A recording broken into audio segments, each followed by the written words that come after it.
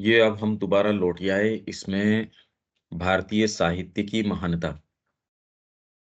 इसमें कुछ ऐसी चीजें थी जो हमने 2-3 दिन एक्स्ट्रा ट्रेस करी। अब ये फिर से जो हमारे महाकाव्य हैं, उनमें भारतीय मन कर क्या रहा है?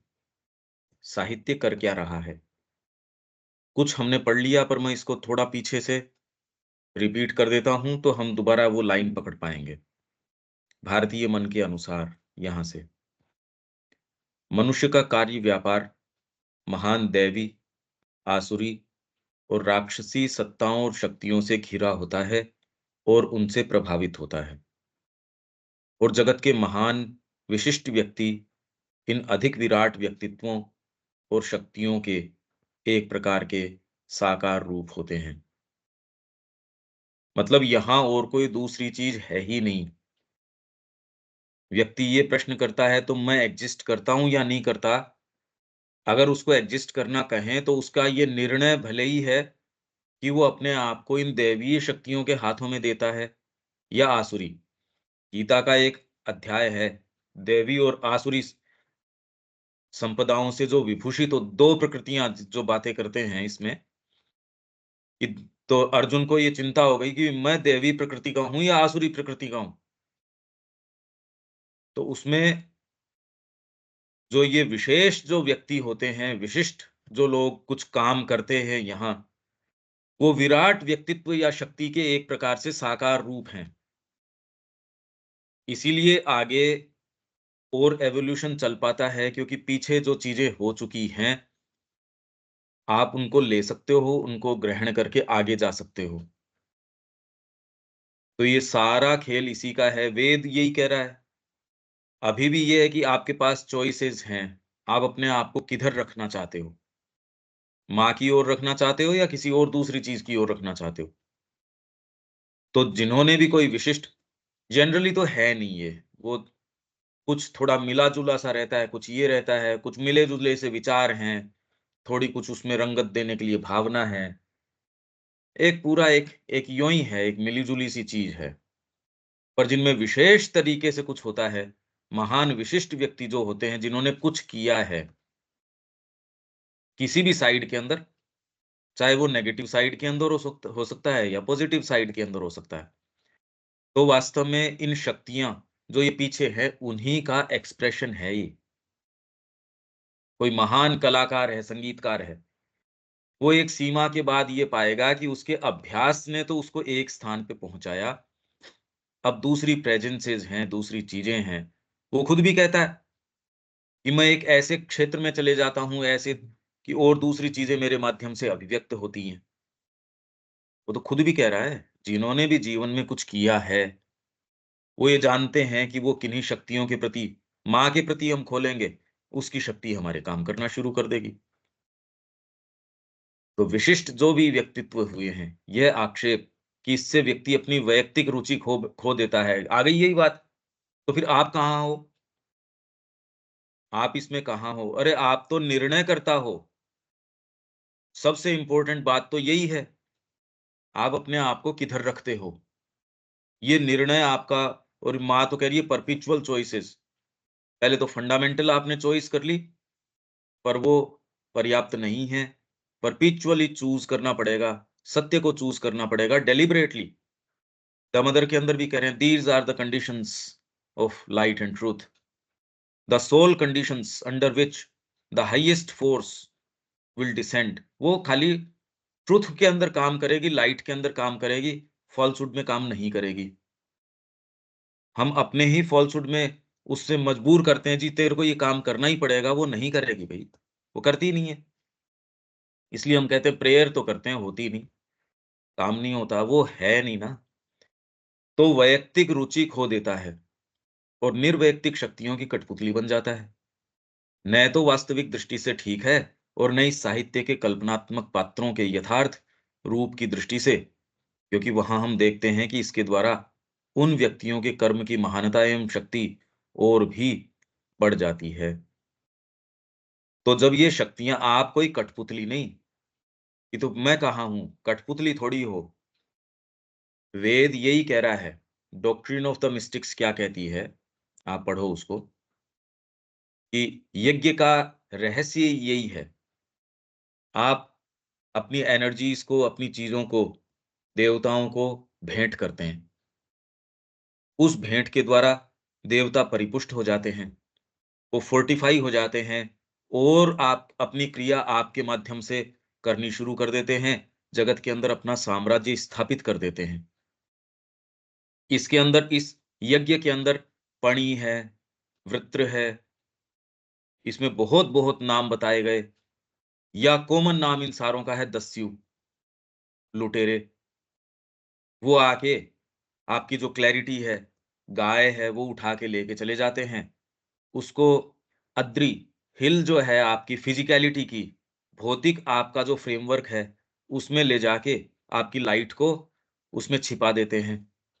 मतलब आपकी विवेक शक्ति को सही सोचना, समझना, अच्छे से व्यवहार करना, इस सारे को आपकी चिंतन शक्ति है, उसको हर लेते हैं। तो ये 10 यू कौन हैं? भई पणि तो हैं जो ट्रैफिक और ऑफ सेंस, इंद्रियों से कोई चीज़ देखी और बस उसके पीछे अब डिपेंड करता है कौन-सी, किसी की जीभ प्रबल है, किसी की आँखें प्रबल है, किसी के टच है, किसी की कौन-सी इंद्री प्रबल है। आप सोचो न समझो, उससे पहले तो वो आपका अपहरण कर लेते हैं। इसमें जितना ही आपकी ये मैकेनिकली ड्रिवन होने की आदत है, आप क्राइम भी कर सकते हो, आप किसी भी लिमिट के ऊपर जा सकते हो। भी जब अपहरण ही हो चुका, इसीलिए व्यसन करने की कोई भी आदत कितनी छोटी से छोटी भी हो, कि मैं इस चीज़ के बिना नहीं रह सकता, तो वो आपके विल पावर को तोड़ देती है। विल पावर तोड़ते ही दूसरी शक्तियों का प्रवेश हो जाता है। इसलिए कोई भी आदत जो अपने आप को असर्ट करती है कि इसके बिना तो मैं नहीं रह सकता, इसके बिना ये नहीं हो सकता, स्पेशली इसके अंदर ये जो व्यसन की आदतें हैं, शराब पीने की है और और ये जितनी सारी आदतें हैं, ये विल पावर को तोड़ देती हैं और तोड़ते ही आपके बीइंग में भई जैसे ही आप ये कहते हो ये वाले भाग को तो भई ये मेरे कंट्रोल में नहीं है, तो शत्रु सबसे पहले तो उसी के ऊपर आके अपना डेरा डाल लेगा क्योंकि आपके कंट्रोल में नहीं है वो। तो हमको क्या करना है, ये वेद भी यही बता रहा है, सारी चीज़ यही है, परपेचुअल चॉइसेस है आपके सामने। क्या करूँ, मेरे तो मोबाइल सिर के ऊपर चढ़ के बैठ गया। क्या करूँ, ये वाली आदत, ये वाली नहीं जा रही, ये नहीं हो रही। उसको वो असफलता ले आएगी या कम से कम बुद्धि में क्लैरिटी तो होनी चाहिए कि ये नहीं भई। निर्वैयक्तिकता उनके व्यक्तित्व की क्रीड़ा को उच्च और उन्नत बनाती है। आपके माध्यम से इम्पर्सनल होने का मतलब ये नहीं कि कठपुतली हो गए। देखो हम पढ़ के गए थे पर हमने इसको इसकी बात नहीं करी थी। आप इम्पर्सनल हो का मतलब ये नहीं कि मेरे बीइंग के अंदर लोअर चीज़ें आएँगी तो भी एक्सप्रेस कर लेंगी, हायर आएँगी तो भी एक्सप्रेस कर लेगी। क्योंकि आप कह रहे हो जब शक्तियों का ही खेल है और मेरे को चयन करके हायर आ जाएँगी तो भी तो मैं तो कुछ हूँ ही नहीं। अरे तू कैसे नहीं है?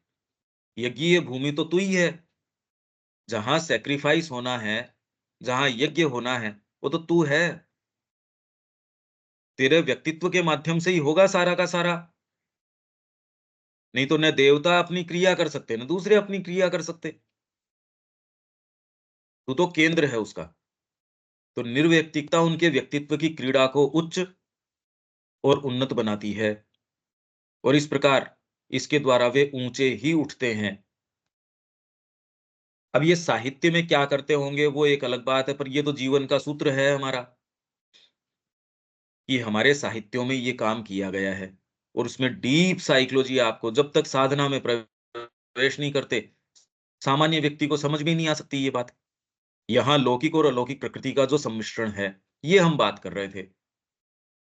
कोई कोरी कल्पना के रूप में ही नहीं, अपितु पूर्ण सच्चाई और स्वाभाविकता के साथ वह जीवन में एक उच्चतर यथार्थता की विद्यमान की उसी धारणा के कारण है कि जीवन में हायर चीजें हैं, हायर फैकल्टीज हैं और हायर का भी अंत नहीं है। हम बार-बार कह रहे हैं जैसे एक आपको कोई एक सर्टेन एन्सेम्बल दिया गया है, एक चीज़ दी गई है, उसी के कॉम्बिनेशंस को आप अनंततः परिवर्धित भी कर सकते हो और आप एक नया आयाम लेके आ सकते हो। ये सबके सामने संभावना है।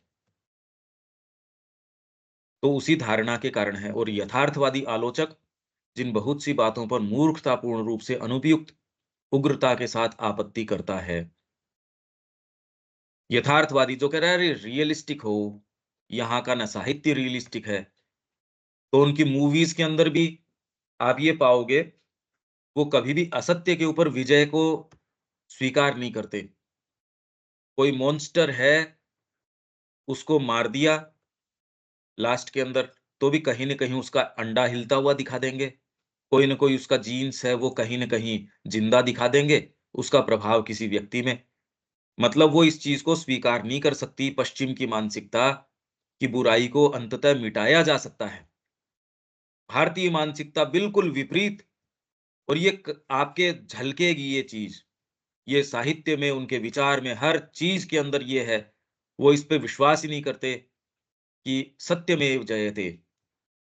ये विचार की बात नहीं है, ये हर चीज़ मतलब आप कितना भी तल में जाओगे, वहाँ उनके बीज में ये चीज़ मिलेगी कि बुराई को कभी मिटाया नहीं जा सकता। और यहाँ ये कह रहे हैं बुराई का कोई पाँव ही नहीं है। बुराई ये तो भगवान आएँगे, ये हो जाएगा, इसमें क्या बात है? ये टेम्परामेंट सारा ही फ़र्क कर देगा, सब टोटल फ़र्क कर देगा ये। उसको वो रियलिस्टिक होना कह रहे हैं। अरे जीवन के अंदर देखो रियलिस्टिक हो, इसके बिना थोड़ी काम चलता है।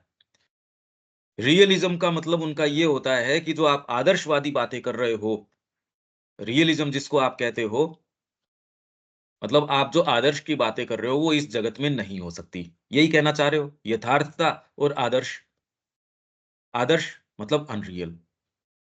क्योंकि आपकी सबकॉन्शियस है, भौतिक प्रकृति है, ये विश्वास तक भी नहीं कर सकती कि कोई शुभ, कोई अच्छी चीज़ इस धरती के ऊपर हो सकती है या आपको उसकी तरफ मूव करना चाहिए। तो आप इस शब्द का यथार्थवाद का सहारा लेते हो। अरे यार रियलिस्टिक होना चाहिए जीवन में, अनप्रैक्टिकल बातें कर रहे हो आप। रियलिस्टिक हो, चीज़ों को देखो। अरे माँ श्री अरविंद आ गए या जिन्होंने भी भौतिक जगत के अंदर भी कुछ निर्माण किया है, उन्होंने रियलिज़्म को स्वीकार नहीं किया। और उनको सब लोगों ने उनके जो कंटेम्परेरी लोग थे, उन्होंने सब ने ये कहा कि अरे फालतू आदमी। और हज़ार ऐसे जने होंगे, 1 लाख होंगे, उनमें किसी एक ने सफलता हासिल करी होगी, बाकी 999 तो असफल होके चले गए होंगे और दूसरों ने उस समय यही कहा होगा, देखो हमने कहा था ना, रियलिस्टिक हो तो कुछ हाथ लगेगा। ये अनप्रैक्टिकल आदमी था। क्या मिला इसको? घर परिवार चला गया, पत्नी बच्चे चले गए। वो आपको ये कम्युनिकेट नहीं कर सकता, कन्वे नहीं कर सकता कि वो जिस चीज़ में निवास कर रहा है, वो आपकी पाशविक मानसिकता उसकी कल्पना तक नहीं कर सकती। आप एवरेस्ट के ऊपर चढ़ान के अंदर चोटी पे न भी पहुँचो, तो भी उसके अंदर जो अभियान, साहसिक कार्य करने का जो जो आनंद है, वो एक किसी सामान्य व्यक्ति को कैसे बताया जा सकता है कि उसमें असफल होना भी प्रयास न करने से अनंत गुना ज़्यादा बढ़िया है। ये कैसे समझाओ आप? दूसरा कहते क्या मिला उसको? इतने तो पैसे लगे, जाके मर और गया वहाँ पे। वापस लाना हो गया मुश्किल। क्या करने गया था? शांति से बैठा रहता। अगर इसी भाव से ये जगत होता, हम पाशविकता से ऊपर, पशु से ऊपर नहीं जा सकते थे।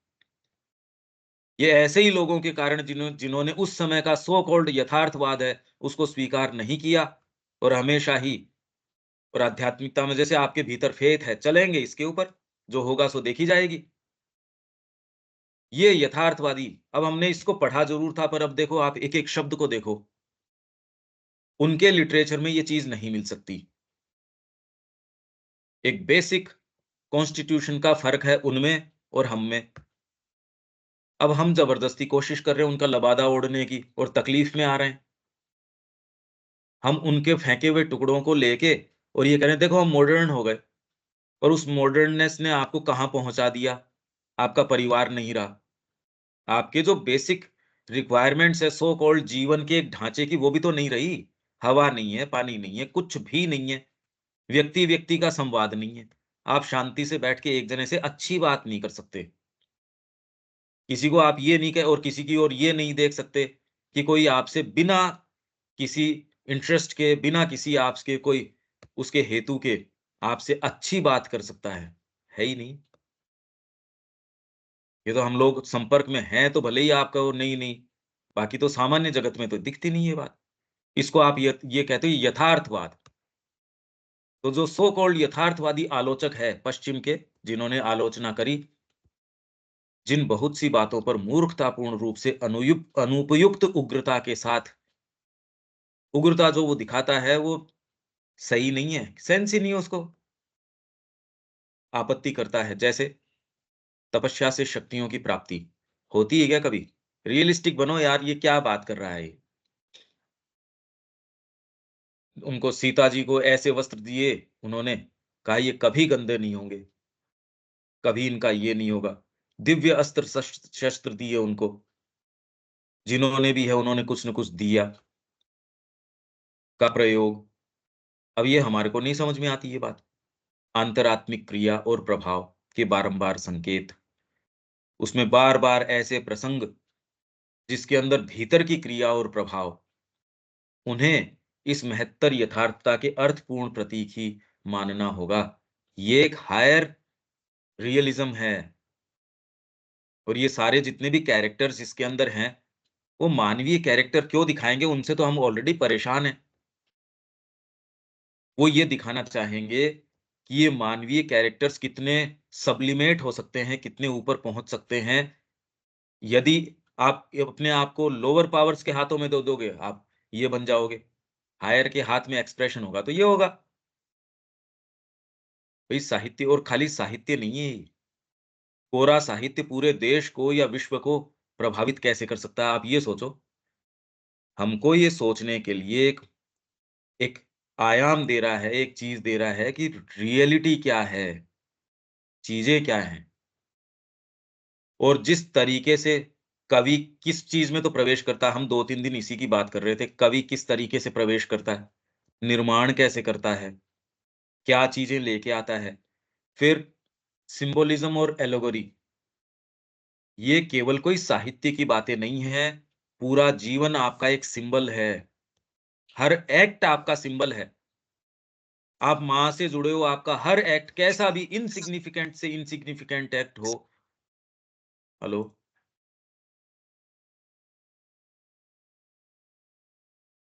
कोई बोलना चाह रहा है क्या?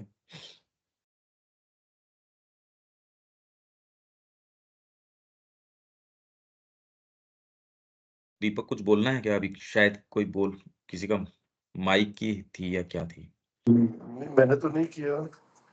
नहीं, कोई कुछ पता नहीं, मेरे को ध्यान नहीं, मेरे सामने तो टेक्स्ट था। एनी हाउ, अगर बोलना है तो बोलो, नहीं तो आगे चलते हैं। इसमें जो कल अपन आगे बात कर रहे हैं, हाँ, इसमें सिंबल और एलेगोरी आपका पूरा जीवन, वेद अगर आप गंभीरता से कुछ दिन करके देखो, जो श्री अरविंद का वर्णन है उसको 6 महीने, साल भर कंटीन्यूअस उसकी चर्चा, उसका चिंतन, मनन, आप ये पाएँगे कि आप बगीचे में भी जा रहे हैं, तो वो सिंबॉलिक लगेगा।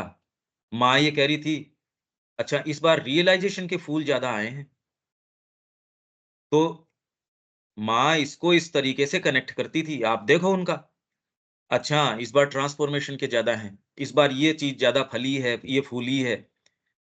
प्रकृति आपसे कम्युनिकेट करना शुरू कर देगी, आपके कार्य व्यवहार है, वो आपसे वो सारा का सारा प्रतीक बन जाएगा। प्रतीक एलेगोरी नहीं है, प्रतीक कोई ऐसी चीज़ नहीं है। प्रतीक हायर जगतों का सत्य है, उसको ये नीचे के जगत हैं, उनमें रिप्रेज़ेंट करना है। कैसे करोगे? अभी आप पहाड़ देखते हो, नदी देखते हो, क्या अर्थ निकलता है? वैसे इस जगत को पूरे को देखो, क्या अर्थ निकल रहा है? पड़े हैं बस साहब, कहीं पहाड़ पड़ा है, इतनी गहराइयाँ हैं समुद्र की, कुछ नहीं समझ में आता ये हो क्या रहा है? भौतिक जगत को भी अभी तक पूरा हमने अभी देखा ही नहीं और कितनी उसके अंदर चेंजेज़ आ रहे हैं, कितनी क्या चीज़ें हमको कुछ भी आइडिया नहीं है, हमने उसकी थाक बिल्कुल नहीं पाई है। और यही यदि यदि भौतिक ब्रह्मांड की बात करो, उसमें तो आप कह रहे हो ये तो डार्क मैटर है, बाकी सारा का सारा तो दिखता तो खाली विज़िबल मैटर, तो जिसमें खाली आँख और इंद्रियों की बात नहीं, आपके सारे उपकरण वगैरह भी अगर लगा लो, ये तो एनालिसिस कर रहे हैं, एनालाइज़ कर रहे हैं कि ये इस अप्रोच से देखते हैं, तो खाली हम इतना ही देखते हैं, बाकी सारा तो डार्क मैटर है, ग्रे मैटर है ये। इतना तो बुद्धि से समझ में आ रहा है इनको। और ये कोई ज़रूरी नहीं है ये जो कह रहे हैं, भई ये एक सर्टेन चीज़ से निष्कर्ष निकाल रहे हैं इतना। तो इनकी बातों के निष्कर्ष से भी आप ये देखो हम किस रियलिटी में हैं। वो रियलिटी आपके मेरे माध्यम से आप क्या हो, क्या समझते हो अपने आप को? खाली एक शरीर या आपके अंदर थोड़ी वाइटैलिटी, प्राण शक्ति या कुछ विचार? ये है नहीं, ये सारे के सारे सिंबल हैं ये। आप कोई डीपर रियलिटी हो उसमें हर चीज़ आपकी। तो जो हमारे ऋषि थे, आपका नाक किस तरीके का है? रामकृष्ण जी तो हाथ उठा के उसको किसी का हाथ यूँ पकड़ के, ओहो! ये तेरे से नहीं होगा। हाँ, ये साधना वाला है, ये है। पूरी भौतिक प्रकृति अदरवाइज़ आप कैसे शकुन शास्त्र है, फिर बाद में न्यूमेरोलॉजी है, आपका समुद्र शास्त्र है, फिर बाद में आपके फिर पामिस्ट्री है, फिर बाद में एस्ट्रोलॉजी है। सब टोटल क्या है ये? ये किसी न किसी चीज़ को रीड करने का प्रयास कर रहे हैं, सब टोटल। और आध्यात्मिक व्यक्ति जिस चीज़ को रीड कर सकता है, ये इनका किसी का भी उसमें प्रवेश नहीं है। सब टोटल एक सिंबल है किसी डीपर चीज़ का। आप देखो इस तरीके से, आपका कोई भी एक्ट सामान्य नहीं रह जाएगा, कोई भी, और रहना चाहिए भी नहीं। आपका छोटे से छोटा एक्ट, अगरबत्ती जलाना, कोई घर की सफाई करना, अगर उसके साथ आप कॉन्शियसली ये चीज़ जोड़ देते हो, माँ तो कह रही है कि सीढ़ियाँ ऊपर चढ़ने के अंदर सारी एक्सरसाइज़ हो जाएगी आपकी, सब टोटल। तो समस्या हमारी ये है कि हम जगत को और अपने एग्जिस्टेंस को, अपने जीवन को बहुत छोटे रूप से देख रहे हैं, जबकि जिन लोगों ने ये महाकाव्य लिखे या हमारे जो ऋषि ये थे, ये जगत को, जीवन को इस तरीके से नहीं देखते थे। तो पहले तो हमको ये समझना पड़ेगा कि ये देखते किस तरीके से थे, किन सत्यों में प्रवेश कर रहे थे और किस भाषा के अंदर लेके आ रहे थे। अब साहित्य के हमको इन बातों का इस सारे का सेंस ही नहीं हो। कोई कोई किताब, कोई किसी चीज़ का मैनुअल हो, सपोज़ बैंकिंग का कोई कोई किताब हुआ, उसमें आप आध्यात्मिक सत्यों को ढूँढने की कोशिश करो, पहले आपको सेंस ही नहीं है कि मैं जा क्यों रहा हूँ इसके अंदर। और वो भी कोई पुरानी पड़ी हो, सारी चीज़ें चेंज हो गई, सारी बातें चेंज हो गई। आपको पर्सपेक्टिव तो होना चाहिए यार, ये इस साल का बजट नहीं है ये। तेरे पास पड़े हैं, पर तू ये तो देख बजट कौन से साल का है, एप्लीकेबल कौन-सा होगा और उसकी एप्लीकेबिलिटी कौन से फ़ील्ड पे होगी। भारत का उठाया है या तूने अमेरिका का उठाया, कहाँ का उठाया है और कौन से साल का उठाया है? इन सामान्य चीज़ों के अंदर भी कितने कंसिडरेशंस हैं, पहले वो देखते हो। यूँ ही थोड़ी मैंने बस किताब उठाई तो कहते कौन-सी उठाई, किस चीज़ की थी? साहित्य की थी, कला की थी, पोएट्री की थी, भजनों की थी। तो इन बेसिक फ्रेमवर्क के बिना आप तो कह रहे हो फिर आकलन कैसे करें? और जबकि हर जना इसके अंदर वेल वर्स्ड है, इन महाकाव्यों के ऊपर टीका भी कर देता है, टिप्पणी भी। मतलब श्री अरविंद की सावित्री के बारे में ये सारे के सारे कहने के लग रहे, जिस ऑडेसियसनेस के साथ ये कह रहे बताओ कमाल हो गई। ये सोचो तो सही आप, तो इसके लिए किन-किन चीज़ों की आवश्यकता है? कवि किन चीज़ों में प्रवेश कर रहा है? किन माध्यमों से प्रवेश कर रहा है? लाना क्या चाह रहा है? उस भाषा का ज्ञान, उन क्षेत्रों का ज्ञान, उसके लिए नेसेसरी आपके बीइंग में तैयारी, आपका खुद का टेम्परामेंट उस तरीके का, ये यदि हो तब तो शुरुआत होती है, तब ये प्रीरेक्विजिट्स हैं ये। इसी प्रकार जहाँ सारा कार्यकलाप ही साधारण मानवीय स्तर से ऊँचे उठे हुए लोगों का है, वहाँ अतिशयोक्ति का आरोप भी समान रूप से अयुक्ति युक्त है। पश्चिम के लोग इसके ऊपर जो आरोप लगाते हैं, पर अब ये आरोप भी तो हमको नहीं पता। हम यदि इस साहित्य के सामने होंगे, हम उससे बुरे आरोप लगाएँगे, जो पश्चिम लगाता है हमारे महाकाव्यों के ऊपर, साहित्य के ऊपर, कला के ऊपर, जीवन के ऊपर, जिन भी चीज़ों पे ये आरोप लगाता है। अगर हम साधना की मनोवृत्ति नहीं रखते, तो हम तो उससे और ज़्यादा गंभीर आरोप लगाते हैं भई। कई बार तो अच्छे शब्दों में लगाते हैं। जैसे भई मैं एक उदाहरण दूँ, आप कहोगे हम आरोप कैसे लगाते हैं? दिलीप कुमार रॉय ने श्री अरविंद को लिखा कि गुरु आप तो ये काम कर सकते हो, पर हमारे जैसे सामान्य लोग तो ये काम कर नहीं सकते। आप तो विशेष हो, आप तो भगवान स्वयं हो, ये हो, वो हो, जो भी उसने कहा होगा। वी पुअर मॉर्टल्स, हम मर्त्य प्राणी ये कैसे कर सकते हैं? तो उसने तो अपनी समझ में अपने गुरु को बहुत ग्लोरीफाई किया होगा या जो भी कहा होगा। आप इन शब्दों में कहते हो, जी आप तो आप ही कर सकते हो ये तो, और कोई दूसरा कैसे कर सकता है? श्री अरविंद ने कहा तू कोशिश तो कर रहा है इसकी, पर एक्चुअल में इसका परिणाम है उल्टा। मेरे कार्य का सबसे बुरा क्रिटिसिज्म ये है कि मैं ऐसे लोगों को इकट्ठा करके एक आश्रम बना के यहाँ बैठा हूँ और उनसे ऐसी चीज़ करने का प्रयास करवा रहा हूँ, जो केवल मैं ही कर सकता हूँ और वो नहीं कर सकते। तू मेरे को कितना मूर्ख बता रहा है ये कह के, कि गुरु आप ही कर सकते हो, और मैं आप सारों को यहाँ कह रहा हूँ, रे साधना करो और इस चीज़ की प्राप्ति करो। देखो क्या हो रही। तो हमारे जो आरोप ग्लोरिफिकेशन भी हैं, वो बहुत बड़े आक्षेप बन जाते हैं या अवमानना बन जाती है। इसलिए मैंने कहा ये सोचें कि श्री अरविंद कौन, उनका व्यक्तित्व क्या, क्या जानते हैं हम? उनके साहित्य को भी कितना जानते हैं? क्या जानते हैं हम? उनको जानने का अर्थ है आपकी डीपेस्ट गहराइयों में आप स्वयं प्रवेश करो तो समझो। उनमें जो सत्य निकल के आता है, वो उनकी वाणी के माध्यम से दर्ज मिलता है और आप ये पाते हैं कि आप उन्हीं के जगत में निवास कर रहे हैं। तो आप उस आनंद में, उस भव्यता में, उसमें बाकी उनके बीइंग का क्या पता लगा लोगे? वो ब्रह्मा जी वाली सी बात है, वो जाके कि वो नीचे जाया है, ऊपर जाया है, यार है कहाँ ये? इसका उद्गम कहाँ है? मैं पैदा कहाँ से हो गया?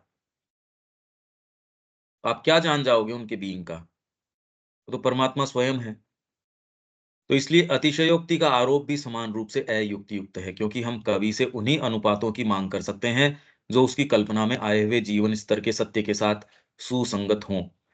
तो ये कई से प्रश्न हमने जो पढ़ा सूक्ष्म रूप से उसमें कवर हुए हैं 2-3 दिन। कवि किस चीज़ में प्रवेश करता है? रियलिटी क्या है? इसी माध्यम से कि वो जो फ्यूचर पोएट्री होगी वो क्या चीज़ लेके आएगी। यूँ तो आप ये कह रहे हो खाली तुकबंदी है यार, क्या फ़र्क पड़ता है?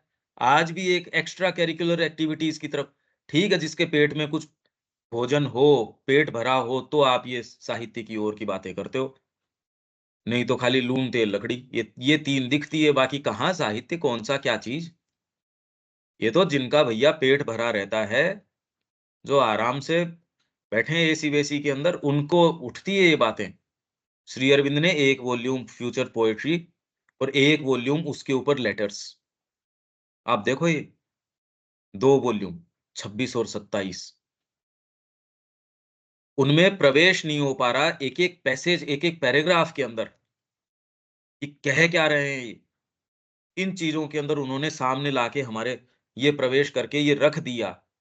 वेद वाले लोग हैं जो वेद रहस्य भले पढ़ लेंगे, पर पोएट्री करती क्या है, उसमें प्रवेश क्या करते हो, कवि क्या करता है? कोई सेंस नहीं।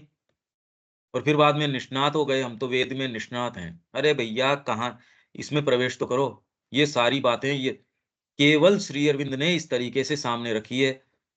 टॉप मोस्ट जो पोएट्स हैं, उन्होंने भी वो पद्धति उनको खुद को पता ही नहीं। वो पोएट हो सकता है, संगीतकार हो सकता है, पर किस माध्यम से संगीत आता है, ये केवल माँ और श्री अरविंद ने ट्रेस किया है इस पूरे जगत को, और किसी ने न स्वप्न जगत को इस तरीके से, न आपके बीइंग के किसी भी ये पूरी डिज़ाइन को जिस तरीके से इन्होंने ट्रेस किया है। सोचने-समझने भी ये शब्द नहीं कि जैसे फेथ को काम में लिया है, साइकिक को, इनको आपको शब्द ज़रूर मिलेंगे। जिन शेड्स में माँ और श्री अरविंद इनको काम में ले रहे हैं, ये विशिष्ट है। तो हमको कम से कम इतनी सुरुचि तो होनी चाहिए कि एक सेंस आए कि इन्होंने हमारे सामने क्या चीज़ रखी है। कि ज आप कैसे कह सकते हो? अरे भई डेफ़िनिटली कह सकते हैं। तो आप भी क्या कह पाओगे ये? आप प्रवेश करो, आप भी कह दोगे, इसमें क्या बात है? ये थोड़ी कोई व्यक्ति विशेष ही कह सकता है। आप भी कह लोगे ये बात कि जो केवल श्री अरविंदो और माँ ने ही ये चीज़, ये इस तरीके से प्रदान करी है, और ये कहने में कोई संकोच की क्या बात है? तो उन्हीं अनुपातों की माँग कर सकते हैं जो उसकी कल्पना में आए हुए जीवन स्तर के सत्य के साथ सुसंगत हों। इसीलिए मैं कह रहा हूँ कि माँ श्री अरविंद ने एक नए जगत का निर्माण किया है। आप दूसरे जगत के जो नियम हैं और हैं, एक तरफ माँ श्री अरविंद को मानते हो तो फिर इनके जगत में निवास करो भई, और दूसरे जगत के नियम नहीं, न कोई भौतिक जगत बसता, न कोई और दूसरा जगत बसता। उसके नियम कैसे सुसंगत नहीं है उसके साथ। इसीलिए ये गड़बड़ चल रहा है जीवन के अंदर। हाँ, भई माँ श्री अरविंद की वाणी तो उन्होंने नया जगत दिया है। बाकी हम नहीं जानते और तो घोर अंधेरा है हमारे लिए। और दूसरे के जो गुरु हैं, उनके लिए जितना सत्य है वो प्रकट करते होंगे। पर हमारे लिए,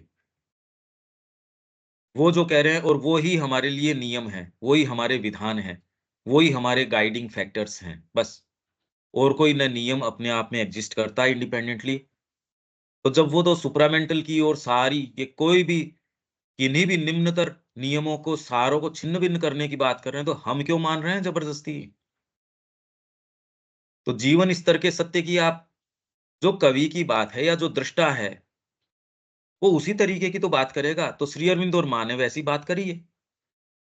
हम यदि कह रहे हैं कि हम उनके अनुयायी हैं, हम उनके बच्चे हैं, तो हमारे ऊपर वही नियम काम करने चाहिए और जगत के नियम कैसे प्रभावी हो जाएँगे?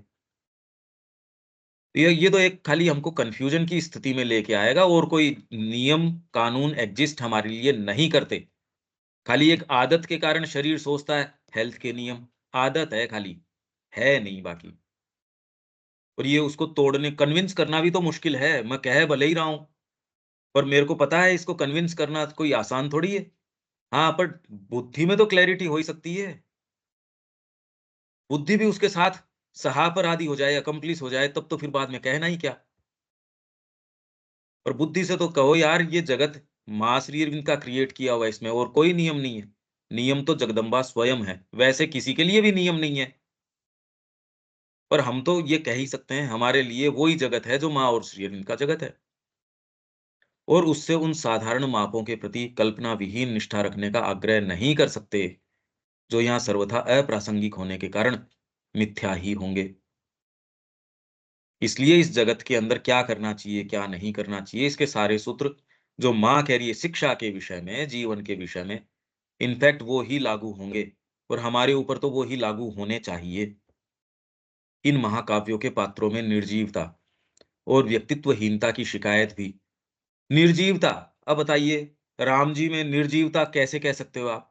राम जी में, लक्ष्मण में एक-एक व्यक्तित्व जो इसके अंदर बताया गया है, चाहे वो आपका वो नाव चलाने वाला हो, आपको वो जो बहेलिया है जो लेके गया हो, इवन सुमंत्र है उसको उसका है, जो मेन कैरेक्टर्स हैं उनकी तो बात ही छोड़ दीजिए।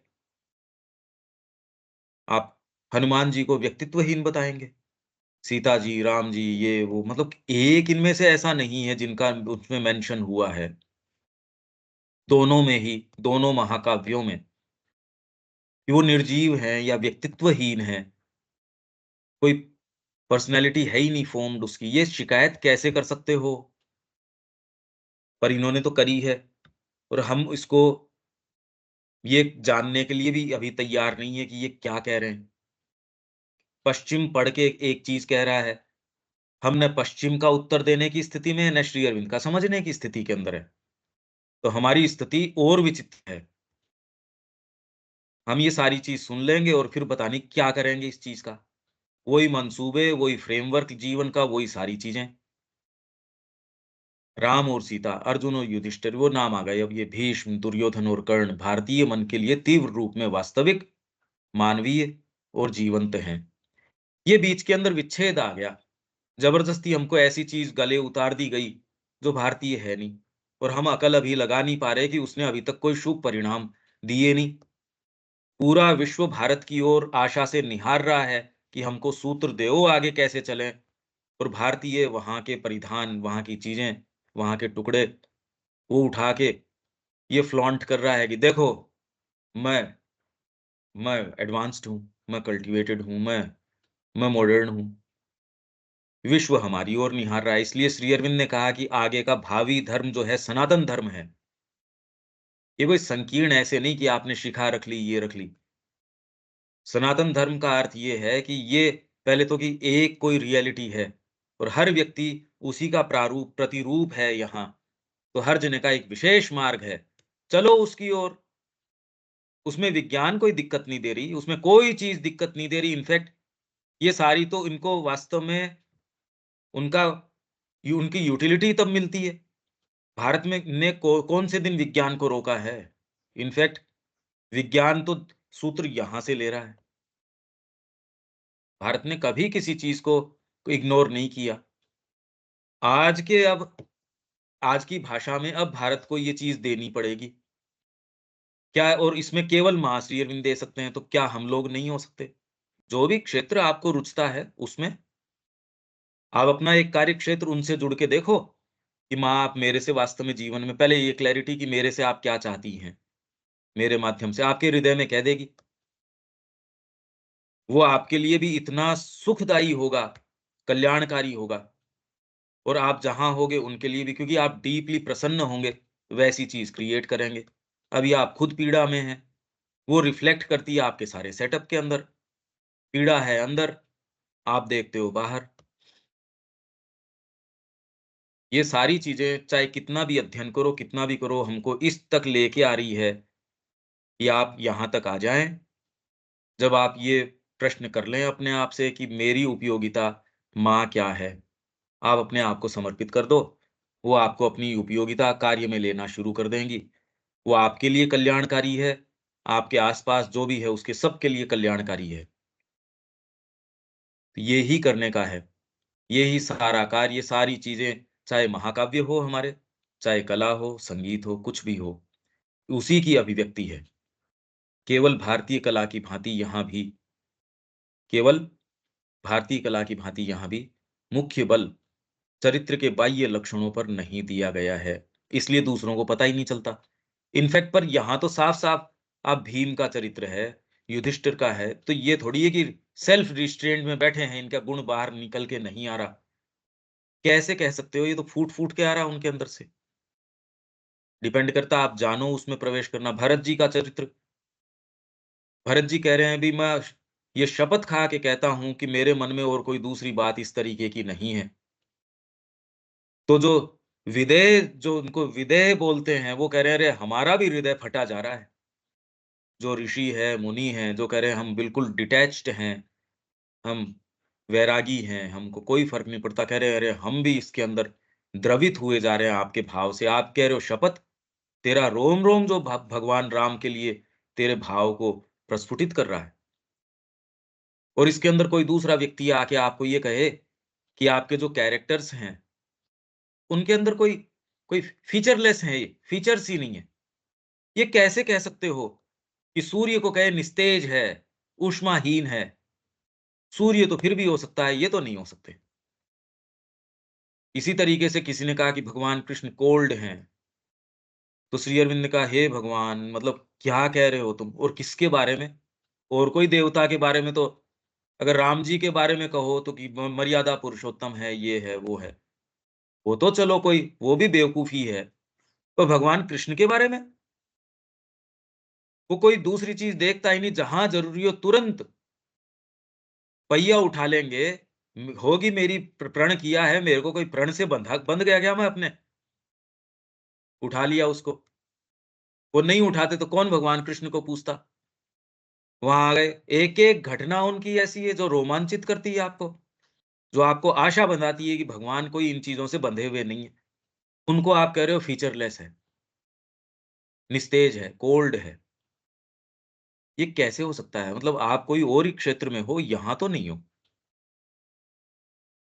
ये सारी चीज़ें भारत सामने लेके आया और हमारा दिवालियापन मतलब इससे ज़्यादा बैंक्रप्सी और इससे ज़्यादा परवर्ज़न नहीं हो सकता कि संपर्क में आने के बावजूद ये है कि कैसा दिवालियापन। तो मुख्य बल चरित्र के बाह्य लक्षणों पर नहीं दिया गया है क्योंकि इनका प्रयोग तो चित्रण में सहायता करने वाले साधनों की भांति गौण रूप में ही किया गया है। कला में जैसे हम पढ़ के गए थे, वो ही स्वभाव है भारतीयता का ये, वो कैसे डील करती है चीज़ों के साथ। जबकि यहाँ तो मुख्य रूप से अंतरात्मा के जीवन तथा अंतरीय आत्मिक गुण पर ही बल दिया गया है और इन्हें रूपरेखा की यथासंभव पूर्ण सजीवता, सबलता और शुद्धता के साथ निरूपित किया गया है। पर इसमें क्या है, ये ज़बरदस्ती का ओस्टेंटेशन नहीं करते, मतलब भड़की हुई तरीके से उनके पास कंटेंट नहीं है, इसलिए उनको भड़के तरीके से रखने की ज़रूरत है। जब आपके पास है ही नहीं कंटेंट तो पैकिंग बढ़िया करोगे और क्या कर सकते हो? इनको ज़रूरत ही नहीं है इतना एडवर्टाइज़मेंट करने की। आप यहाँ भी देख रहे हो कि यार इसको क्या ज़रूरत है? इनके तो वैसे ही बुकिंग ही पूरी नहीं होती। आगे से आगे 2-2 साल पहले की बुकिंग, इसको क्या ज़रूरत है अपना एडवर्टाइज़मेंट के पीछे पैसा खर्च करने की? तो इनको क्या ज़रूरत है ज़बरदस्ती का रंग रूप भरने की उसके अंदर? तो आप सोचते हो कि ज़बरदस्ती तो भगवान कृष्ण को इतना सुंदर ये वैदूर्य मणि है, उनके ये है, करधनी लटक रही है। अरे वो रियलिटी सुप्रीम रियलिटीज़ हैं। आप सोच रहे हो कवि कल्पना से उसको आप डेकोरेट करने की कोशिश कर रहे हो। वो कह रहे हैं उनके रोम-रोम में ये अखिल ब्रह्मांड है, उनमें जितना प्रकाश नहीं है वो उनके एक-एक रोम में है।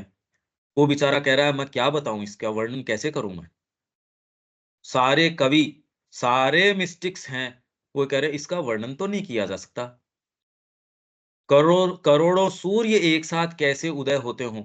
आप कह रहे देखो बताओ ज़बरदस्ती का ओस्टेंटेशन है ये, बकवास है नहीं, दिखा रहे हैं। जब ये कीर्तन संकीर्तन करते थे चैतन्य महाप्रभु, तो ऐसा ऐसे है जैसे दिशाएँ गूँज उठती हों। दिशाएँ गूँजती है क्या? अरे भावनात्मक जगत की गूँज उठी होंगी, यूँ थोड़ी कोई दिशाएँ गूँज उठती है। उसकी गूँज आज तक भी है। और कौन-सी दिशा गूँजाओगे आप? देखो तो सही आप। और वो मूवमेंट उस समय उतना नहीं था, आज उसने एक आग की जैसे चारों तरफ हर जगह इनकी पुस्तकें जो हरे कृष्णा वालों की देखो आप। आपके सड़कों के ऊपर उतरी आए, ले भैया गीता ले ले तू ये ले ले, तू ये ले ले। वो रूप मानवीय रूपों पे उतर आए, वो अच्छे बुरे की हम बात नहीं कर रहे। पर मैं कह रहा हूँ वो मूवमेंट देखो, वो मूवमेंट तो है ही। जगन्नाथ जी की रथ यात्रा कोई भारत से ही सीमित नहीं रह गई है। जितनी भीड़ यहाँ दूसरे देश उनके और कितना भी चाहे कोई पॉलिटिकल रैली हो और हो, तो इतनी भीड़ नहीं हो सकती, जितनी कि इन चीज़ों में तो कौन-सी बात है, दिशाएँ और क्या गूँजेंगी सोचो। जब ये पात्र हैं, आप कह रहे हो ये निर्जीव हैं। ये पात्र अगर निर्जीव हैं, तो जो सजीव लोग हैं, उनका तो इतना प्रभाव ही नहीं है। और ये निर्जीव होके भी कर रहे हैं, काठ की मूर्ति वो काम करवा रही है, जो आप एक प्रधानमंत्री, राष्ट्रपति हो के कुछ भी हो आप, वो करवा नहीं सकते। एक धातु की मूर्ति, एक काठ की, वो काम करवा रही है और अभी भी हमारी फूटी हुई है, देखो ये देखो। हमारी बिल्कुल नेत्र बिल्कुल फूटे हुए हैं, जो रियलिटी के संपर्क में नहीं आ रहे। दुनिया तो इस तरीके से चल नहीं रही। आप जिन चीज़ों को सीरियसली ले रहे हो, दुनिया उन चीज़ों से आप जिस शिक्षा की बात कर रहे हो, दुनिया में तो नज़र नहीं आती कि वो कोई अपना इनपुट दे रही हो। नहीं तो राजनीति में कोई नज़र आता कि आपके इनपुट से कोई काम चल रहा होगा। पता नहीं क्या चल रहा है ये। पूरे जो पूरा चल रहा है, ये युद्ध चल रहा है, आपने कोई कौन-सी ये शिक्षा का इनपुट है, क्या है ये? विश्व की जितनी भी स्थितियाँ हैं, इसमें इनपुट क्या है? आप जिसको प्रैक्टिकल चीज़ें बताते हो, उनका तो कोई इनपुट नज़र ही नहीं आता। ये तो कुछ और ही चीज़ नज़र आ रही है। हम देख ही नहीं रहे, हो क्या रहा है ये? भई पहले तो आपके पास सूचना के और के साधन नहीं थे, अब देखो तो सही। तो माँ श्री अरविंद की वाणी को कैसे हम इसके साथ जोड़ें? ये मुद्दे कुछ ऐसे हैं, हमको कोई फुर्सत ही नहीं है इसके लिए। पर कितनी भी बात करो, इसमें अल्टीमेटली इस पे है कि अपने आप को माँ के चरणों में दो। वो सच्चा पर्सपेक्टिव देंगी कि जगत में चीज़ क्या हो रही है, रियलिटी क्या है। आप जिसके संपर्क में आ रहे हो वो तो है नहीं, उसको एनालाइज़ करोगे तो भी नहीं है। पूरे जगत की स्थितियाँ देखो तो सही, चल क्या रहा है कुछ समझ नहीं आता। राम और सीता जैसे पात्रों की आदर्शवादिता कोई निर्जीव और निस्तेज अवास्तविकता नहीं है। उनमें आदर्श जीवन के सत्य की सजीवता है, उस महानता की जो मनुष्य प्राप्त कर सकता है और कर ही लेता है, जब वह अपनी अंतरात्मा को सुअवसर देता है। और इस आक्षेप में कोई बल नहीं है कि उनमें हमारी साधारण प्रकृति की खंडित मतलब फ्रेगमेंटरी क्षुद्रता के लिए बहुत ही कम स्वीकृति है। मतलब ये कह रहे हैं ये अरे तू उसका उसमें प्रवेश नहीं पा सकता, प्रवेश कैसे नहीं पा सकता?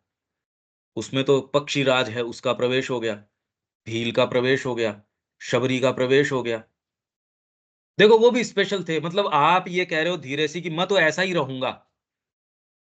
वो सामान्य व्यक्ति भी बता रहे वो सामान्य नहीं थे, वो मेरे जैसे नहीं थे। अरे तो तेरे जैसे तो तू भी नहीं बनना चाह रहा वैसा। तू जबरदस्ती हट क्यों कर रहा है वैसा? तो साधारण प्रकृति की खंडित क्षुद्रता के लिए बहुत ही कम स्वीकृति है। ये आक्षेप, इसमें भी कोई बल नहीं है, ये कह रहे हैं श्री अरविंद। अब इन सेंटेंसेस को देखो, इनफ खोला ही नहीं जा सकता। कितना खोल सकते हो आप इन सेंटेंसेस को? पर कभी भी इस दृष्टिकोण से आपने, पहले तो खैर ये इंडियन कल्चर हम इस तरीके से देखते नहीं, और फिर इस तरीके से कनेक्ट करते नहीं, और इसमें अभी भी हमने क्या कनेक्ट किया? कुछ नहीं। अतः अच्छा, ये सेंटेंस यहाँ तक ठीक चल रहे हैं? ये तो बहुत ही सुंदर बातें हैं ये तो।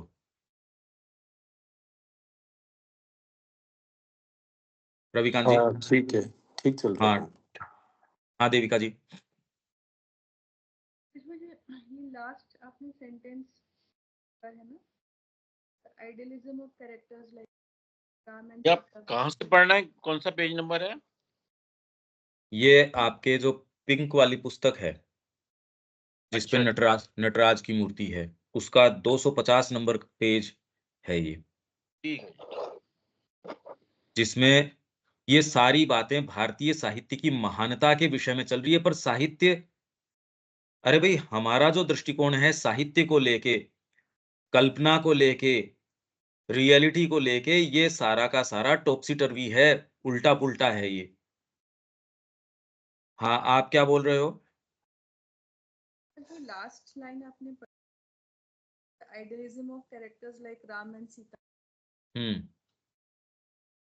इसमें राम और सीता जैसे पात्रों की आदर्शवादिता, हाँ जी, हाँ, इसके ऊपर ये चार्ज लगाया जाता है, भारतीय लगाया होगा, इसने आर्चर ने लगाया होगा, या और, क्योंकि श्री अरबिंदो ने तो इतने लोगों को पढ़ा है, वो तो ट्रंक का ट्रंक एक यात्रा में लेके आते थे पढ़ने के लिए, सारा लिटरेचर पढ़ लेते थे वो, पूरा आइडिया है उनको। तो वेस्ट किस तरीके से, और वो तो कह रहे हैं मैं तो रचा बसा वहां, मेरे को तो पिता पक्ष मिला वेस्टर्न मेंटेलिटी का, वो तो चाहते ही नहीं थे कि इसके ऊपर भारतीयता की कोई छाया भी पड़े, और जो नाना पक्ष है वो भारतीयता का, तो मेरे अंदर दोनों का पूरा समायोजन, आध्यात्मिकता के अंदर भी वो कह रहे हैं इहलौकिकता, दिस वर्ल्ड, और अदर वर्ल्डलीनेस, दोनों पूरा, इसलिए पूर्ण योग की उन्होंने संकल्पना दी, और कहीं नहीं है ये। आप देखो तो सही कितनी विशेष बात है, और कहीं कोई पूर्ण योग की बात नहीं कर रहा। मेरा प्रश्न ये था कि जो ये मैन है, ये भी हम लोग जो है कि आइडियलिज्म की तरफ हम राम एंड सीता के कैरेक्टर्स को अचीव कर सकते हैं, बशर्ते हम अपनी सोल को एक चांस दें, तो अवसर दें। हाँ, उस पे आ रहा हूं मैं, इस सेंटेंस पे। तो मेरा इसमें ये प्रश्न है कि ये अगर हम इस अपनी सोल को आवाज धीरे है आपकी, आवाज धीरे, थोड़ा सा जोर से बोलो।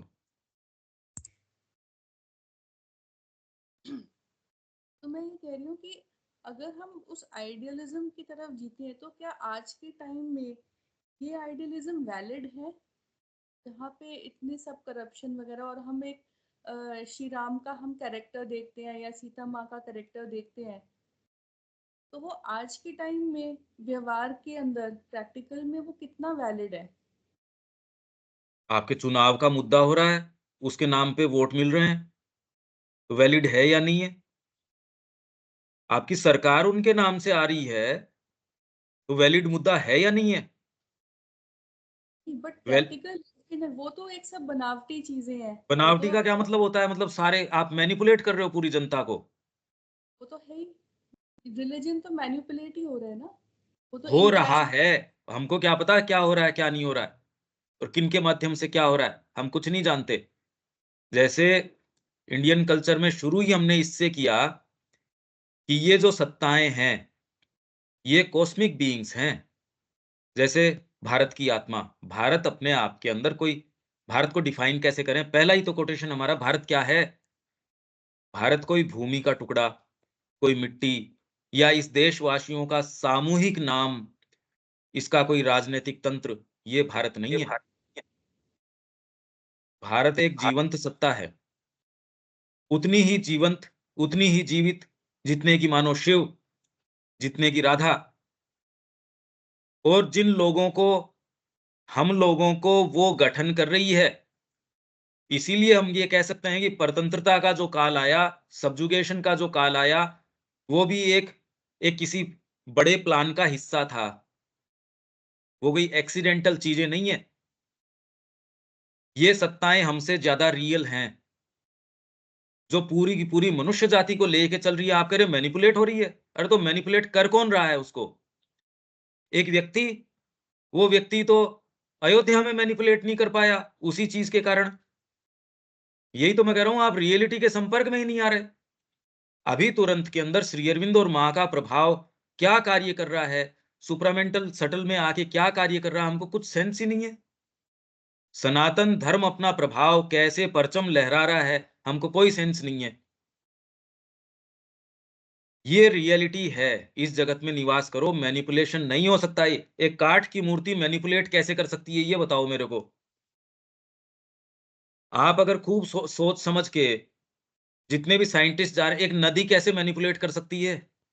गंगा जी में करोड़ों करोड़ों अरबों लोग जा रहे हैं, मैनिपुलेशन कैसे हो रहा है? और सारे अपने बता रहे हैं अनुभव। मेरे को ये अनुभव हुआ, ठाकुर जी से ये अनुभव हुआ। एक काठ की मूर्ति, एक लोहे की मूर्ति, धातु की मूर्ति, आपके पाषाण की मूर्ति, ये चीज कैसे कर सकती है? और ये करती है तो फिर बाद के अंदर आपको समझने की जरूरत है, जिसको आप रियलिटी कह रहे हो वो उतनी रियल है भी या नहीं। या जिसको आप हेल्यूसिनेशन कह रहे हो, आप इसको क्या कह रहे हो? अवास्तविकता। तो आपकी अवास्तविकता ही यहाँ कार्य करती है। इसीलिए श्री अरविंद ने कहा कि कई बार व्यक्ति ये सोचने के लिए मजबूर होता है कि क्या वो ही घटनाएं विश्व में महत्व रखती हैं जो कभी घटी ही नहीं, जिसको हिस्टोरियंस कहने कभी हुई ही नहीं। जैसे 4 घटनाएं कि कुरुक्षेत्र का संवाद, ये तो कभी हुआ ही नहीं। सीज ऑफ ट्रॉय, ये कभी हुआ ही नहीं। इस तरीके से उन्होंने कहा ये 4 जो घटनाएं हैं, ये हिस्टोरियंस के हिसाब से कभी हुई नहीं, और विश्व को सारे को यही चीज चला रही है। देखो कितनी विचित्र बात है। इसीलिए तो मैं बार बार इस चीज के ऊपर कि आप किस रियलिटी के संपर्क में हो, आप हो किसके संपर्क में। कवि उन जगतों में प्रवेश कर रहा है। इसीलिए मैंने 3-4 दिन जो डिटूर किया था, इसी विचार पे तो किया था। वो इन जगतों में प्रवेश करता है। अगर ये रियल नहीं है तो फिर रियल क्या है, यथार्थता क्या है फिर? ये बड़ी विचित्र बात है कि हम कौन से जगत के संपर्क में आ रहे हैं। यही चीज तो मजबूर करती है। भौतिक मन जो है वो ये स्वीकार, कितनी भी बात कर लो, भौतिक मन के अंदर प्रवेश ही नहीं करती है। वो जान ले, चाहे चमत्कार पे चमत्कार माने का एक व्यक्ति मेरे पास आया, जिसके पास वॉल्यूम्स के वॉल्यूम्स सच्ची कहानियां थी। उसके हाथ में एक टुकड़ा था, एक ऐसे गारमेंट का जो धरती पे उस समय था नहीं, क्योंकि उसने कोई बीइंग प्रकट हुआ, ये जो सियांसेस वगैरह करते हैं उसके अंदर, उसने उसका फाड़ लिया। और वो उसने मेरे को दिखाया, मैंने कहा हाँ है, सही है ये। उसके पास इतनी स्टोरीज थी कि कई वॉल्यूम्स भर लो, और वो सारी सच्ची थी। और उसको अभी भी विश्वास नहीं है कि कोई रियलिटी, क्योंकि इन चीजों से रियलिटी पे विश्वास होना नहीं होना का होता भी नहीं। इसीलिए मैं कह रहा हूं ओकल्ट ट्रूथ या विजन एक चीज है, स्पिरिचुअल ट्रूथ और विजन एक चीज है। उसको कोई देखने सुनने की जरूरत नहीं है। भीतर से कोई चीज है, वो माँ की ओर चल पड़ती है, उसको प्रूफ की जरूरत नहीं है। उसका होना मात्र भी, प्रूफ क्या चाहिए मेरे को? ये आप में होती है तो आप रियलिटी क्रिएट कर लेते हो। नहीं तो आपके सामने सारे प्रमाण हों तो भी आपको फेथ नहीं आता। तो फेथ कोई इन चीजों पे आधारित थोड़ी है। ये सारा प्रश्न इसके ऊपर है, आप जगत को किस तरीके से देखते हो। साहित्य वही काम कर रहा है, कला वही काम कर रही है। बात कोई कैरेक्टर्स की या उसकी नहीं, या धर्म की या उसकी भी नहीं है। धर्म तो एक, प्रकृति ने 4 साधनों में से एक साधन अपनाया है। Religion, occultism, spiritual philosophy, spiritual experience. Supreme reality के संपर्क में आने के लिए प्रकृति ने 4 धाराएं अपनाई। लाइफ डिवाइन में श्री अरविंद कह रहे हैं धर्म अगर और आप कह रहे हो धर्म के नाम के ऊपर तो इतना रक्तपात हुआ, तो क्या छोड़ सकते हो क्या? या किसी ने, एक जने ने बैठ के बनाया होगा? कैसे बनाई? क्योंकि प्रकृति की ये इनहेरेंट धारा है कि एक सुप्रीम रियलिटी है, उसकी तरफ कैसे चले, उसके लिए 4 चीजें अपनाई उसने उस रियलिटी की ओर जाने के लिए। उसके अंदर रिलीजन, एक आभास, कोई है, मैं कैसे जाऊं? रिलीजन आपको उसके लिए सारे कल्ट्स दे देता है, उसके लिए आचार दे देता है, व्यवहार दे देता है। हमारा तंत्र सबसे ज्यादा, इसीलिए तो आज आध्यात्मिकता नहीं है, पर तंत्र ने आज भी रोके रखा है। आध्यात्मिकता तो सेंस ही नहीं है। कौन सी चीज है जो जो हमको रोके हुए? मंदिरोपासना क्यों? तंत्र है वो आज भी रोके हुए है। इसलिए श्री अरविंद कह रहे हैं, हम वेद और उपनिषद के द्वारा नहीं, पुराण और तंत्र के द्वारा अभी जी रहे हैं। पर हमको मूल में प्रवेश करना पड़ेगा, क्योंकि चमत्कार जो है पूर्ण सत्य ही साधित कर सकता है, आंशिक सत्य है वो चमत्कार साधित नहीं कर सकता। तो हमारा जो ग्रुप है, या जो कम से कम जो लोग प्योरिटी में प्रवेश करना चाहते हैं, उनके सामने ये मुद्दा क्लियर होना चाहिए। हाँ, मुश्किल है ये, क्योंकि ये आपके वेरी भौतिक जो फ्रेमवर्क है, उसको हिला रहा है। वो इसको, और कोई बात नहीं है, भौतिक मानसिकता के लिए इसको स्वीकार करना बहुत ज़्यादा मुश्किल है, क्योंकि पहले तो ऐसी ग्राउंडिंग नहीं हुई, ऐसे विचारों के प्रति हम खुले नहीं। यही मैं कह रहा हूँ कि जनरली ये बातें, चाहे आप लाइफ डिवाइन की करो और की करो, ये हमारा भौतिक जो मेंटालिटी है वो एड्रेस होता ही नहीं, वो वैसा का वैसा पड़ा रहता है। इसीलिए वो व्यक्ति खाने में, जीवन में, उनमें वैसा का वैसा ही है, वो व्याख्याता भी वैसा का, उसके जीवन में इतना सा फ़र्क नहीं है। आप कहते हैं, ये बात क्या है ये? जब लाइफ डिवाइन की बातें करता है, तब तो फिलोसॉफिकल बड़ी अच्छी बातें करता है। प्रैक्टिस में है नहीं, क्योंकि भौतिक प्रकृति को पता ही नहीं है इस बात का। और वो जब तक आप उसको टारगेट नहीं करते, एक्चुअल संसिद्धि हो नहीं सकती। एक बीच में रिफ्ट रह जाती है, खाई रह जाती है, जो भरी नहीं गई है। नहीं, बहुत ईमानदार लोग हैं। आप जाओ गोविंद देव जी के मंदिर में, ईमानदारी से गाते हैं, और सुबह पहले ये भी नहीं है हिसाब, नहीं उठे ही नहीं कोई उस समय, जा रहे हैं वहाँ। भीड़ है, बुरी हाल, और हर उम्र का, हर वर्ग का। भावना के अंदर कोई आप उसके ऊपर प्रश्न नहीं कर सकते। वृंदावन जाओ आप, आँखों से आँसू बह रहे हैं उस व्यक्ति के, वो कह रहा है, भई मेरे छुड़ाओ इससे कैसे भी। वही आप उसके दूसरे क्षणों में परिवार में जाके और कि यार ये क्या हुआ? और कोई दूसरा इसका उत्तर देता नहीं, कोई भी इसका उत्तर नहीं देता। ये तो केवल माँ और श्री अरविंद कह रहे हैं कि आपके ये लेयर्स हो रहे हैं, यहाँ तक इन चीज़ों के बिना ये प्रकाश नहीं आता। ये हमको धीरे-धीरे इसको पूरे को समझना पड़ेगा, ये कहीं हाँ, हम समझ गए इससे नहीं चलेगा। हमको सारी चीज़ समझनी पड़ेगी, और ये बहुत आनंद का विषय है ये ऐसी चीज़ नहीं है। हाँ जी, देविका जी।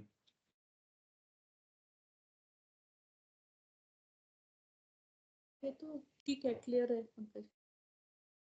ये दूसरी इस पे प्रश्न कर रहा है कि हम रियलिटी किसको मान रहे हैं, बात ये है। और हम कहते ज़रूर हैं कि हाँ, वो रियल है, पर इसका हमको पता नहीं इसका मतलब क्या है? मतलब क्या होता है इसका? क्या जानते हैं हम इसका? हर कुछ नहीं। पर्सन हर पर्सन का अपना अपना जगत है, अपनी अपनी धारणाएं, अपनी अपनी, इस तरह से हम देख रहे हैं, हमारा अपना दृष्टिकोण है। अब वो तो ठीक है, और उससे कोई, वो रियल हो गया, ये थोड़ी सब्जेक्टिव है वो। हाँ जी। सब्जेक्टिव जगत में आप निवास कर रहे हो, वो तो कोई भी वही तो मानेगा। ये सबसे बड़ी गंभीर बात तो यही है। आप अपने अनचार्टेड सब्जेक्टिव वर्ल्ड्स में निवास करना शुरू कर देते हो, उसको आध्यात्मिकता कह बैठते हो। यूँ तो सामान्य व्यक्ति भी अपने ही सब्जेक्टिव जगत में निवास कर रहा है, पर यहाँ तो और कोई बाहरी कोई बेंचमार्क रहता नहीं। क्या है इसमें? कितनी प्योरिटी चाहिए? क्योंकि जिन क्षेत्रों में आप प्रवेश कर रहे हो उसके लिए सिंसियरिटी, प्योरिटी, नहीं तो दम-अदर में जो पहले ही पेज पे हमने पढ़ा, behind your devotion and surrender you make a cover for your desires, vital insistences. इन सारों का आप कवर, तो पहले लोग सोचते थे कैसे इनसिंसियर लोग हैं जो कवर, बताओ, डिवोशन का कवर बना लेते हैं। अरे सिंसियर है इसलिए तो बेचारे को कवर बनाना पड़ रहा है, नहीं इनसिंसियर आदमी तो कवर क्यों बनाएगा? ये जगत तो शिक्षा दे ही इसके लिए रहा है कि आप डिजायर्स की पूर्ति करो, आपकी वाइटल जो इंसिस्टेंसेस है उसको तो सफल मानते हो आप। पहले ये सोचते कैसा इनसिंसियर आदमी है, बताओ। डिवोशन, सरेंडर, उसके पीछे ये चीजें छिपाता है। ये सिंसियर आदमी है इसलिए छिपाता है। ये धीरे धीरे धीरे धीरे आप बार बार बार बार इन चीजों के ऊपर विचार कीजिए। अभी यात्रा लंबी है, पर हाँ, जितना और गहराई से विचार करेंगे, इस यात्रा के सत्य और ज्यादा गंभीरता से रिवील कर जाएंगे। यही तो बात है कि आप जगत में कौन से में रह रहे हो, ये प्रश्न तो उठना ही चाहिए। कम से कम बौद्धिक सुरुचि तो डेवलप हो ही जानी चाहिए। तो ये कहो कि हर जना अपने जगत में है तो वो रियल हो गया, उसके लिए तो रियल हो ही गया ना। मिथ्यात्व है। मिथ्यात्व के भी तो जगत हैं। रियल का क्या मतलब है? सारे वर्ल्ड स्टेयर बता दिया, आप सटल फिजिकल में भी जा सकते हो, वो भी रियल है। ये तो रियल, सारे ही रियल हैं, मतलब क्या हुआ इसका? ये अधूरी बातें हैं। और ये इसीलिए कृष्ण प्रेम की पुस्तक में बार बार वो क्या कहता है, मैं इस बात को यूं ही जाने नहीं दे सकता, क्योंकि ये अधूरे ऐसे सत्य हैं जो सत्य के ऊपर प्रकाश डालने से ज्यादा उसको धूमिल करते हैं, उस पे अंधकार डालते हैं। और जनरली हम खाली किसी को शॉर्टकट करने के लिए, किसी चीज को ढकने के लिए ऐसी बात का दूसरा कह देगा, हाँ ये तो वेदांत की बात कह दी। अरे वेदांत की क्या बात कह दी? आप सुनना अगर जानो तो आप ये जान रहे हो कि ये अपनी इनसिंसियरिटी को छिपा रहा है इसके पीछे, अच्छी बात कह के। अब पता नहीं इन सारी बातों का कोई मीनिंग निकल रहा है या नहीं निकल रहा, पर आप इसको वापस दोबारा धीरे धीरे धीरे धीरे सुनना। अविनाश, कोई बात है इसमें?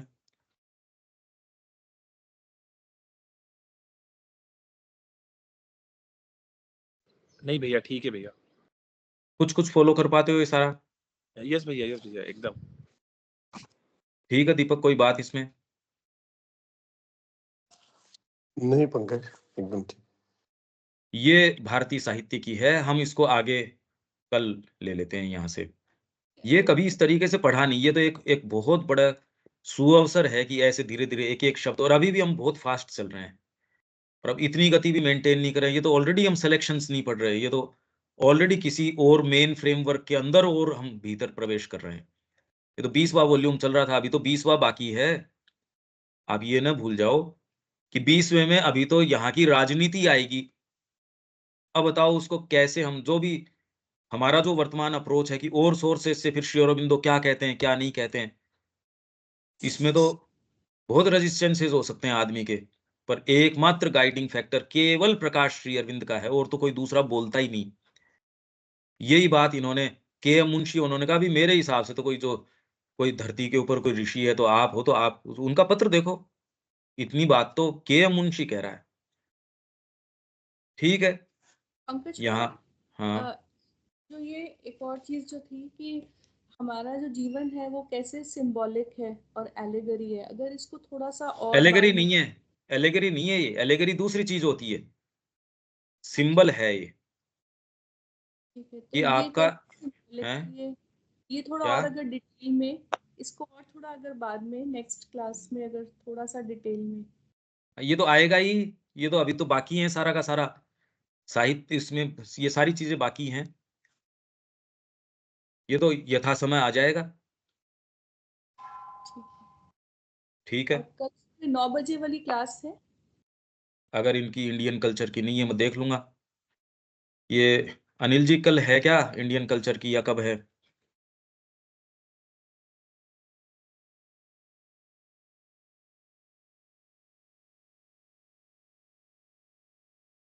एनी हाउ, मैं पूछ के और आपसे कल। हाँ, आज नहीं है, कब? आज नहीं है सर, हैं? आज नहीं है, आगे है अपना। आज तो फ्राइडे है। हाँ मतलब कल नहीं है, सॉरी। हाँ तो हाँ कल नहीं। 16 को है क्या इस बार? हाँ 16 को है सर। यस। ठीक ठीक। हाँ 16। ठीक है, यहाँ विराम देते हैं। कल 9 बजे वो भी होगी और सुबह भी होगी, देविका जी दमदर होगी 9 बजे। ठीक है। भैया। क्या भैया, दो क्लास है कल? कल 6 से 7 तो जो अपने रेगुलर चल रही है वो है ही है, ओके। फिर श्री अरबिंदो की दमदर है, वो एक्स्ट्रा इन लोगों के साथ जो और इसके अंदर एक्चुअल्स में प्रवेश करना चाह रहे हैं डिटेल्स में, तो दमदर हमने ली और उसको बहुत आराम से चल रहे हैं कि 6 क्लास में खाली एक पेज भी नहीं हुआ अभी मुश्किल से, हम उसको तसल्ली से धीरे धीरे धीरे धीरे खोलते चल रहे हैं। तो वो 9 से 10 तक है कल, भैया उसका लिंक भेज दीजिएगा भैया। इसी पे होगा। अच्छा, इसी पे होगा, ठीक है भैया, ओके। ओके, जय श्री माँ। जय श्री